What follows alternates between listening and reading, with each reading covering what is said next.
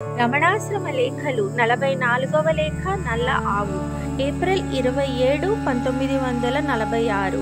నేటికి 3 రోజులుగా గోశాలలోని నల్ల ఆవు ఏదో వ్యాధితో బాధపడుతూ ఉండగా దూడలకు కట్టిన ఇంటికి పక్కన ఉన్న చెట్లలో ఒకదానికి దాన్ని కట్టివేశారు.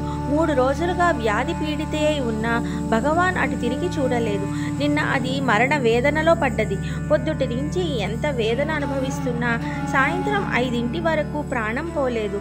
4:15కు లేచిన భగవాన్ గోశాల వెనకకు వెళ్ళి తిరిగి వచ్చేటప్పుడు ఆ ఆవు ఉన్న వైపు తిరిగి దూడల నిమిత్తం కట్టిన కట్టడం దగ్గర నిలిచి దాని వేదన ఇంచుక పరిశీలించి చూశారు.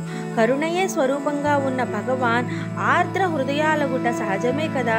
బంధ విమోచకమగు దృష్టితో ఆ గోవును అనుగ్రహించి తిరిగి వచ్చి యథాప్రకారం సోఫాను అలంకరించారు. శ్రీవారి దృష్టి ప్రసారమైన పిదప 5 నిమిషాల్లో ఆ జీవి ఆ శరీరంలో ఉంది. వారి కరుణకై ఎదురు చూసి అది లభించగానే అస్తమించింది. మరణ సమయంలో భగవత్ చింత కలిగితే చాలు బంధ విమోచనమవుతుంది అని పెద్దల వాక్యం కదా.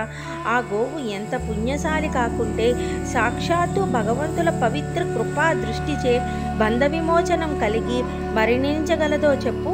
పూర్వం అనేక జంతువులు వ్యాధితో ఎన్నాళ్ళు బాధపడుతున్నా చూతామన్న సంకల్పం తమకు కలిగేదే కాదని చరమదశలో ఏదో స్ఫురణ కలిగి భగవత్ కృపకై కనిపెట్టుకొని ఉన్నట్లు తాము చూచిన వెంటనే వేదన తొలగి మరణించుట కద్దని భగవాన్ ఎన్నోసార్లు చెప్పారు.